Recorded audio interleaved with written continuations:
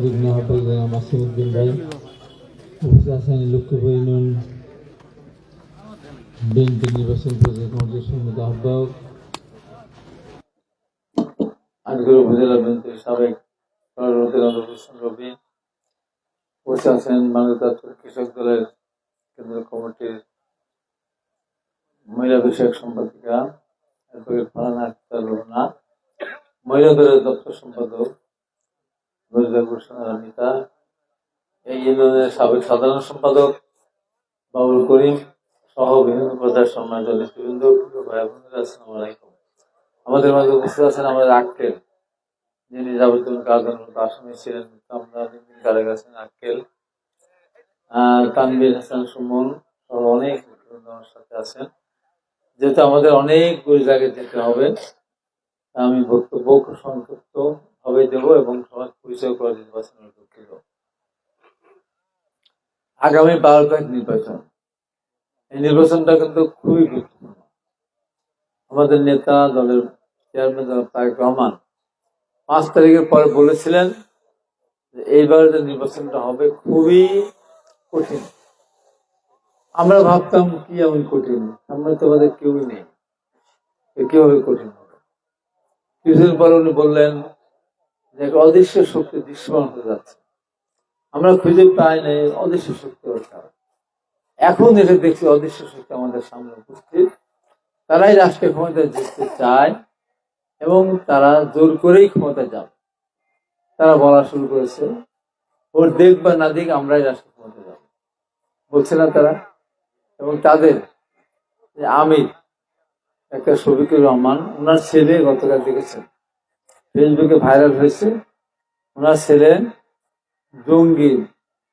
জঙ্গি ট্রেনিং দিচ্ছেন বিভিন্ন জায়গায়, ভোটে জিততে না পারলেও অস্ত্র দিয়ে ক্ষমতা দখল করবেন, সেটা ধরা পড়েছে। আমরা দেখেছি এমনি ভাবে আমরা দেখতে পাচ্ছি আমাদের নেতার যে কথা সেটি আসলে বাস্তবে হয়ে যাচ্ছে। নির্বাচনটা কঠিন হয়ে আসছে। এই কঠিন হয়ে আসার পিছনে কারণ কি? কঠিন হয়ে আসার পিছনে কারণ হলো ষড়যন্ত্র, তাছাড়া দৃশ্যমান আর কিছু নেই। বাংলাদেশে বর্তমান যারা রাজনৈতিক দলগুলিতে নেতৃত্ব দিচ্ছেন, তাদেরকে কোন দলের একজন নেতা ঈশ্বরী রাষ্ট্রপতি জিয়া রহমানের কাছাকাছি মাপে বলেন, একজনকে দেশ নেতা বেগম খালেদা মতো এত জনপ্রিয় নেত্রীর পাশাপাশি কাছাকাছি। এমনকি আমাদের নেতা জনাব তারেক রহমান দীর্ঘদিন ধরে বিদেশে উনি অবস্থান করতেছেন, ওনার উপর নির্যাতন করা হয়েছিল, চিকিৎসা দিয়েছে। এই দেখেন অনেকগুলি রাজনৈতিক দল তাদের কিন্তু নির্বাচন ইস্তাহার ঘোষণা করেছে। ম্যাডাম খালেদা জিয়া যখন 91 সালে নির্বাচন ইস্তাহার ঘোষণা করেছিলেন, তখন কৃষকদের 5,000 টাকা কেজি নিয়ে সুদ আসল মাফ করার কথা ছিল না, 10,000 টাকা কিনে সুদ মাফ করার কথা ছিল না। অত বেগম খালেদা জিয়া এসে কৃষকদের 5,000 টাকা কিনে সুদ মাফ করে দিলেন, 10,000 টাকা কিনে সুদ মাফ করে দিলেন। এবার তারেক রহমান গতকাল ইস্তাহার ঘোষণা করেছেন, উনি বলেছেন কি বলেছেন জানেন? উনি বলেছেন বাংলাদেশের কৃষকরা এই দেশের প্রাণ, কৃষকরা বেঁচে থাকলে বাংলাদেশ বাঁচবে, আমরা বাঁচবো। তাই আমাদের কৃষক ভাইরা 10,000 টাকা পর্যন্ত ঋণ নিয়েছেন ব্যাংক থেকে কৃষি ফসল ফলানোর জন্য। শুধু আসলে হয়তো অনেক হয়েছে, আমাদের দল রাষ্ট্রীয় ক্ষমতা গেলে ইনশাআল্লাহ 10,000 টাকা কেটে সুদ সহ সব কিছু আপনাদের মাফ করে দেওয়া হবে, কৃষকদের ঋণ মুক্ত করা হবে। এটা কিন্তু বলেছে, বলেন। তারপরে মেয়েদের শিক্ষার ব্যবস্থা বেগম খালেদা করেছিলেন, অবৈতনিক শিক্ষা শুরু করেছেন, অভিযোগ শুরু করেছেন। আবার আমাদের নেতা তারেক রহমান ইস্তাহারে ঘোষণা করেছেন যে বিয়ে পর্যন্ত অবৈতনিক শিক্ষা ব্যবস্থা চালু করা। এই দেশের মানুষকে কিছুটা স্বস্তিতে রাখার জন্য, বিশেষ করে সব মানুষ একরকম না, আমাদের দেশে দরিদ্র মানুষের সংখ্যা বেশি, এই জন্য 3টা কার্ডের কথা আপাতত বলেছেন। একটা হল ফ্যামিলি কার্ড, সেটা দেওয়া হবে 2,500 থেকে 3,000 টাকা পর্যন্ত, অথবা খাদ্য, চাল, ডাল, তেল, লবণ, এইগুলি 50 লক্ষ দেবেন পরিবারকে, 50 লক্ষ পরিবারকে দিবেন। তারপরে কৃষি কার্ড দেবেন, কৃষকরা যেন স্বল্প মূল্যে তাদের কীটনাশক কিনতে পারেন, স্বল্প মূল্যে তারা ডিজেল কিনতে পারেন, স্বল্প মূল্যে যেন বিদ্যুতের বিল দিতে করতে পারেন, সাশ্রয়ী মূল্যে বিদ্যুৎ বিল পরিশোধ করতে পারেন। এবং ফসল হানি হলে কৃষকেরা খুবই কষ্টে পড়ে যায়, সেজন্য উনি শস্য বীমা মানে ফসলের বীমা করবে। অল্প কিছু টাকা দেয়া লাগে, বীমা কথা আপনারা জানেন। যদি ক্ষতিগ্রস্ত হয়ে যায় তাহলে আমার কৃষকদের চলতে পারেন, সেজন্য তাদের শস্য বীমা করা হবে, কৃষকদের কোনো ক্ষতিগ্রস্ত না হয়। এই যে আমাদের দেশের লক্ষ লক্ষ কোটি কোটি শ্রমিক কাজ করেন বিভিন্ন প্রতিষ্ঠানে, সেখানে তাদের বেতন খুবই কম, কোনোভাবেই সংসার চলে না তাদের। সেজন্য আমাদের দলের পক্ষ থেকে শ্রমিকরা যেন অন্তত খেয়ে পরে বাঁচতে পারে, পাশাপাশি তাদের দু একটি সন্তানকে যেন লেখাপড়া শেখাতে পারে, সেই কারণে শ্রমিকদের বেতন কাঠামো উনি বাড়ানোর চেষ্টা করেছেন। এবং এই তাহলে বেতন দেবেন পর থেকে। বিশেষ গার্মেন্ট শিল্পে আমাদের দেশ এখন নানান কারণে পিছিয়ে গিয়েছে, যদিও একসময় খুব এগিয়ে গিয়েছে বিভিন্ন কারণে। সেখানে এখন দাম তারা কমিয়ে দিয়েছে, মজুরি তারা কমিয়ে দিয়েছে। আমাদের চেষ্টা থাকবে মজুরি বৃদ্ধি করার মধ্যে দিয়ে আমাদের শ্রমিকেরা যেন উপযুক্ত মজুরি পায়, সেই ব্যবস্থা করার জন্য আমাদের পক্ষ থেকে চেষ্টা করা হবে। আমাদের দলের পক্ষ থেকে বিদেশে প্রচুর মানুষ যায়, যার সময় তারা জমি জমা বিক্রি করে যায়, টাকা লোন করে 1 লাখের উপরে 10,000 টাকা মাসে দেওয়ার কথা বলে নিয়ে যায়, ভিটা মাটি বিক্রি করে যায়। আমাদের দল ঘোষণা করেছে প্রতি বছর সারা পৃথিবীতে এখন অনেক জায়গায় লোক কমে যাচ্ছে, কিছু বিভিন্ন দেশে, ইউরোপিয়ান দেশে, রাশিয়া, বিভিন্ন জায়গায়। সেজন্য আমরা বিদেশে লোক পাঠাবো। আমাদের একটা টার্গেট আছে, যতটুকু সম্ভব। দল যদি বলেছে 20 লক্ষ হোক, তাই হোক, টার্গেট থাকা তো ভালো। যেমন জাপানে প্রচুর মানুষ, আমরা তাদেরকে এমনি এমনি পাঠাতে পারবো, তাদের ট্রেনিং দিতে হবে। এই জন্য দলের পক্ষ থেকে তাদের ট্রেনিং দিতে হবে, প্রশিক্ষিত করে পাঠালে তারা বেতনও বেশি পাবে। এই জন্য আমার দলের পক্ষ থেকে কিন্তু এই পরিকল্পনা নেওয়া হয়েছে। তারপরে আমাদের শিক্ষা ব্যবস্থাকে ঢেলে সাজাতে হবে। শিক্ষা ব্যবস্থা ধ্বংস হয়ে গিয়েছে, তারপরেও তারা নতুন একটা আইডিয়া নিয়ে আসছে যে শিক্ষার মধ্যে খেলাধুলা একটা সাবজেক্ট। তাহলে খেলাধুলা ছেলেমেয়েরা ভালো করবে। এখন খেলাধুলা যে যে খেলা ভালো পারে সেই খেলা খেলবে, যদি ভালো ফুটবল খেলতে চায় খেলবে, ভালো ক্রিকেট খেলতে চায় খেলবে, সেইটাই খেলবে। বা দাবা খেলতে পারে, সেটাও করে আন্তর্জাতিক প্রতিযোগিতা হয়। তাহলে এখন থেকে যদি একটা সাবজেক্ট হিসেবে তারা নেয়, তাহলে বেশি বেশি করে তারা খেলা ভালো করে করবে এবং বেশি নাম্বার পাওয়ার জন্য। এই ছেলেরা, এই মেয়েরাই একদিন বিদেশে গিয়ে কিন্তু কোটি কোটি ডলার বা পাউন্ড তার উপার্জন করে নিয়ে আসবে, যেমন আর্জেন্টিনা, ব্রাজিলের প্লেয়াররা নিয়ে আসবে। আমাদের দেশেরও আনে। IPL-এ গিয়ে আমাদের সাকিব আল হাসান, তার মাশরাফি, তারপরে আমাদের মুর্তজা, বিভিন্ন জন আমাদের দেশের প্লেয়ারগুলি আছে, মুস্তাফিজ, তারাও টাকা উপার্জন করে। এখানেও কিন্তু একটা ইনকামের সোর্স আমরা ব্যবহার করি। তারপর ফ্রিল্যান্সিং এর ব্যবস্থা করা আছে, মানে প্রশিক্ষণ দেওয়া হবে তাদেরকে বিনা পয়সা। তাহলে ঘরে বসে থেকেই টাকা উপার্জন করতে পারবেন। এরকম বহুমুখী পদক্ষেপ আমাদের নেওয়া আছে। ইনশাল্লাহ 12 তারিখে আপনারা ভোট দিলে সেইগুলি আমরা বাস্তবায়ন করার মধ্যে দেশটাকে এগিয়ে নিয়ে যাব। অন্য যারা আছে তারা কি এই ধরনের কোন পরিকল্পনা দিচ্ছে আপনাদের সামনে? কিছুই দিচ্ছে না। তারা পরিকল্পনা দিচ্ছে কোনটা? যে তারা মরার পরে বেহেশত দিবে। আমি এখনই ভাসি না মরার পরে বেহেশত। মহেশ কি দেওয়া যায়, নেওয়া যায়, বেচা যায়, কেনা যায়? অথচ তারা কথায় কথায় বলে, এবং তারা বলে যে একবার দাড়িপাল্লা ভোট দিলে বেহেশতে যাওয়া যাবে। অনেকে বলে কয়বার দেওয়ার লাগে, একবার, 2বার, 3বার, কয়বার, তা কিন্তু বল না। এইভাবে তারা বিভিন্ন ভাব মিথ্যা কথা, মিথ্যা আশ্রয় নিবেশ করে। এখানে তো মেয়েরা নেই, আপনাদের বাড়ির মেয়েদেরকে বোঝাবেন। ওই যে ইয়ানুত তাই না, তালিম করে, তালিম করে আবার 200-300 টাকা করে মাসে মাসে তারা সেখানে টাকা জমা দেয়। কিসের জন্য? এইভাবে তালিম করলে, টাকা জমা দিলে তারা ভেসে যাওয়ার টিকিট দেবে। তার স্বামীকে দিবে না, কিন্তু শুধু বউকে দিবে। এই যে বিভ্রান্ত করবে, স্বামী জানেই না যে তার বউ গিয়ে তার টাকা তার স্বামীকে না বলে নিলে ওটা কি বলে, না বললে কি বলে, চুরি। স্বামীর টাকা চুরি করে ভেসে টিকিট কিনতে যাচ্ছে।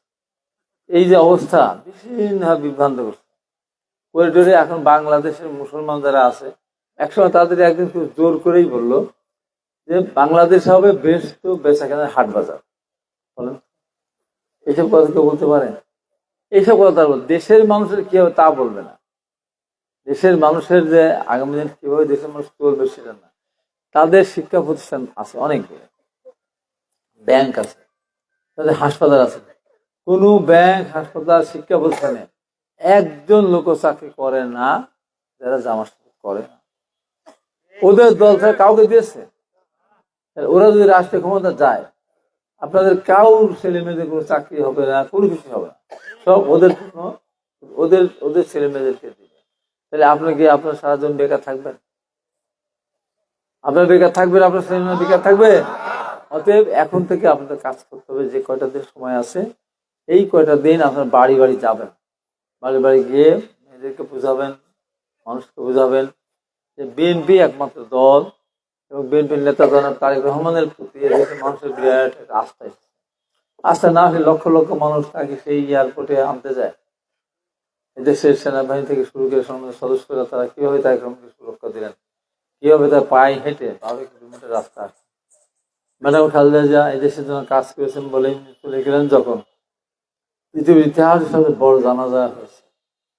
ম্যাডাম খালেদা জিয়া যদি ভালো কাজ না করতেন, এত বড় জানাজা হতো?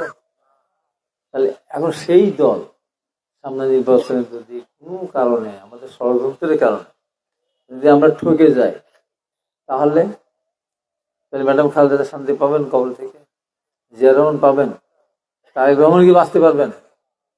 দেশের স্বার্থে, বিএনপির স্বার্থে না, শুধু দেশের স্বার্থে বিএনপি ধানের শীষকে ভোট দিতে হবে। ধানের শীষকে ভোট দিলে সামনের দিকে দেশটা এগিয়ে যাবে। সেজন্য আপনারা এখন থেকে, আজকে থেকে, রাত্রে থেকেই কাজ শুরু করেন। আর এই যে এজেন্ট যারা থাকবেন, মহিলা এজেন্ট, পুরুষ এজেন্ট যারা থাকবেন, এখানে ভোট কত? 3000 যদি ভোটে, তারা 6 জন এজেন্ট থাকবে। 6 জন এজেন্ট থাকলে মেয়ে থাকবে 3 জন, ছেলে থাকবে 3 জন। আপনারা বাড়ি বাড়ি গিয়ে ভোট চাবেন, বাড়ি খাতা কলম নিয়ে যাবেন। কোন বাড়ির কোনো কারণে মারা যেতেই পারে, অনেকে মারা গিয়েছেন, অনেকে অসুস্থ আছেন, অনেকে হাসপাতালে আছেন, অনেকে বিদেশে আছেন। এই ভোটগুলো কিন্তু তারা খুঁজতে বের করতেছে। ওই যে যারা বেশি টিকিট দিয়ে বেড়াচ্ছে, সকালবেলা গিয়ে বোরকা পরে, নেকাব পরে গিয়ে আগে মেয়েদের ভোটগুলো তারা দিয়েছে।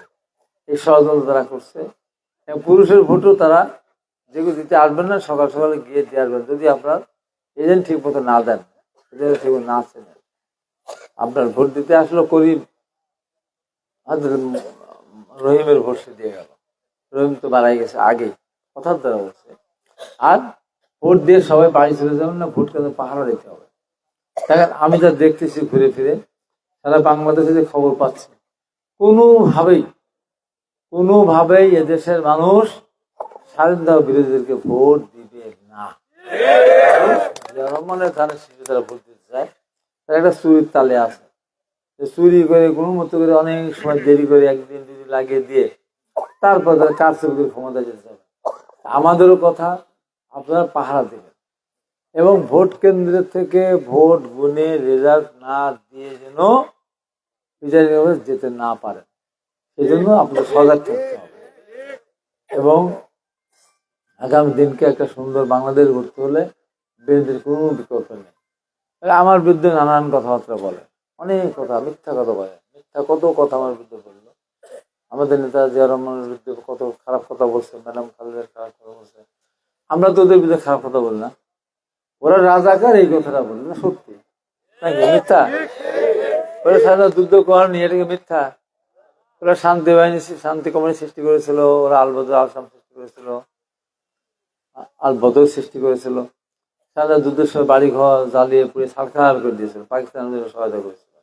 ওরা এখনো বাংলাদেশকে স্বীকারই করে না, এখনো সাবার স্মৃতির সাথে তারা যায় না। এখনো 71 সালকে তারা গন্ডগোলের বছর বলে, সেটা যুদ্ধের বছর বলে না। জোর করে, ওই যে অনেক সময় আছে না যে ওই যে পানির পিপাসা লাগবে, তাও যদি ছাগলকে পুকুরে নামাতে চান খাবে, মরে যাবে পানি ফেলে, তাও পানি খাবে না। তো ওরা দেশের স্বাধীনতা যতই বল না কেন, দেশের স্বাধীনতা স্বীকারই করবে না, করতেই চায় না তারা। তাদেরকে ভোট দেওয়া যাবে?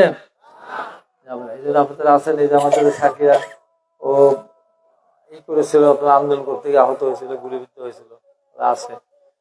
আমাদের লোকেরা আন্দোলন করতে গিয়ে, এই বৈষম্য আন্দোলনের সময় অনেকে মারা গেছেন, আহত হাসপাতালে আছেন। তবে পরিচয় তো দেয়নি তারা, দীর্ঘদিন তারা গুপ্ত হিসাবে ছিল। তারা দল করে, শিবির করে, এখন তারা বলতো, হঠাৎ করে তারা বললো যে তারা নাকি শিবির করে, নেতা হয়ে গেল। এই জন্য আমরা গুপ্ত বাহিনীকে ভোট দেবো না। যারা প্রকাশ্যে যারা দেশের মানুষের কাজ করবে ঘোষণা দেয়, আমাদের নির্বাচন ইস্তাহারের ভিতরে অনেক কিছু আছে, আপনার পড়ে একটু দেখবেন যে আমরা দেশটাকে সামনে এগিয়ে নিয়ে যাবো এবং বাস্তব পরিকল্পনা আমরা দিচ্ছি। আর মিথ্যে না, মিথ্যা কথা দিয়ে মিথ্যা আশ্বাস আমরা দিতে যায় না। শহীদ রাষ্ট্রপতি জিয়া রহমানকে মিথ্যা আশ্বাস দিয়েছিলেন, তাই ম্যাডাম খালেদা জিয়া কি দিয়েছিলেন? তারেক রহমানও মিথ্যা আশ্বাস দেননি, উনি পরিকল্পনা করিয়ে করছেন। তাই আগামী 12 তারিখে ইনশাআল্লাহ সকালে সকালে গিয়ে আপনার ধানের শীষে ভোট দেবেন। যদি ধানের শীষে ভোট না দেন বা কোনো কারণে ষড়যন্ত্র হেরে যায়, এর সে দুঃখের আর কিছু থাকবে না। দুঃখের সাগরে ভাসতে থাকবো, কতদিন ভাসবো তার কিন্তু নাম নিশানা থাকবে না। এই জন্য একদম আমাদের দায়িত্ব কর্তব্যের মধ্যে পড়ে গেছে, বিএনপিকে জেতাতেই হবে, যে কোনো মনে জেতা মানে আমরা জোর করে নেব না। তো আমাকে যদি প্রিজাইডিং অফিসার বলেন, রাহাত ভাই আপনি এতদিন রাজনীতি করেছেন, 2টা বই না সিল মারেন, আমি মারব না। তাহলে ভোট চুরি করে আমি কেন প্রতিনিধি হব? জনগণ ভালোবাসলে আমি প্রতিনিধি হবো, জনগণের জন্য কাজ করবো, তাই তো? কিন্তু তারা তো তা না। তারপর ভোট দেউক বা না দেউক ক্ষমতা আমরাই যাব। এই যে সমস্ত কথাবার্তা তারা বলে, এর জবাব কি? জবাব আপনার দলবদ্ধ ভাবে 12 তারিখে সকালে সকালে ভোট কেন্দ্রে যাবেন, এই ভোটটা দিবেন। ওরা কি করবে, ভোট দেওয়া হয়ে গেলে লাইনটা লম্বা করে রাখবে, আস্তে আস্তে আস্তে আস্তে করে যাবে, ভোট আপনার দিতে না পারেন। আবার এমনও করতে পারে তারা, ওই যে চিটা নোয়াখালী না কোথায় সিল লোক সিল বানানো না, দেখুন ওরা সিলও বানাবে, ব্যালট পেপার বানাবে, বানায় আস্তে করে নিয়ে যদি প্রিজাইডিং অফিসার তাদের পরিচিত হয়, আর আমাদের এজেন্টরা যদি চুপ করে থাকে না বুঝে, দেখা যায় একটা ভোট ব্যালটের ওখান থেকে নিল, আর একটা বা 2টা ভোট তারা নিজে নিয়ে গেছে, সিল মেরে নিয়ে গেছে, নিয়ে একবার 3টা ঠোকায় দিতে পারে না। এইটা ধরতে হবে। তারপরে আরেকটা কাজ হতে পারে, প্রত্যেকটা কেন্দ্রে এজেন্ট একটা প্রধান এজেন্ট থাকা লাগবে। এবং আমি আমার কথার মধ্যে বলছি যে যারা প্রশাসনের লোকজন আছে, শুনলে না শুনলে আমাকে লাইভে গিয়ে বলতে হবে, একটানা ভোট হতে হবে। 7:30 থেকে 4:30 পর্যন্ত ভোট হবে, আধা ঘন্টা ধরে বের করে দেবে সমস্ত এজেন্টদেরকে। তারপরে আবার অন্য প্রতীকের দাঁড়িপাল্লার সিল মেরে বাক্স ভরে ওই একসাথে ঢেলে দিবে, এটা যেন হতে না পারে। এই জন্য একটা থাকতে হবে প্রধান এজেন্টের রুমে, সবগুলি বুথের বাক্স আসবে, সেখানে খুলবে, তারপরে গুনবে, গুনে বুঝে আপনার সিগনেচার নিয়ে তারপরে আপনার বাড়ি ফিরবেন। তার আগে আপনার বাড়ি ফিরবেন না। দরকার হলে খাওয়া দাওয়ার ব্যবস্থা করবেন, নিজেরা ব্যবস্থা করলেন, নাকি পারবেন? একদিন কষ্ট করবেন, আর এই 7 দিন একটু কষ্ট করবেন, ইনশাল্লাহ আগামীতে আপনার ভালো থাকবেন। আপনার জন্য দোয়া করি, আমার জন্য দোয়া করবেন, আমি যেন সুস্থ হয়ে আপনাদের মাঝে থাকতে পারি, আপনাদের পাশে থাকতে পারি। এই কথা বলে সবাইকে আমি এই রাতের এতক্ষণ আমাদের আসতে দেরি হয়েছে, অনেক দূরে গিয়েছিলাম, এই জন্য আপনাদের কাছে ক্ষমা চাচ্ছে। আর রবিরও দোষ নেই, রবি কথা দিয়েছিল একটা দুর্গম এলাকা, আসলে না গেলে আমিও বুঝতাম না। তো সেখানে বেশ 5-600 লোক ছিল, কথাবার্তা বলে আসতে দেরি হয়ে গেল। এই জন্য আমি আপনাদের কাছে আবারও আমার সঙ্গে দেখার আহ্বান জানিয়ে আমার বক্তব্য শেষ করছি। আল্লাহ হাফেজ, আপনাদের সবাইকে।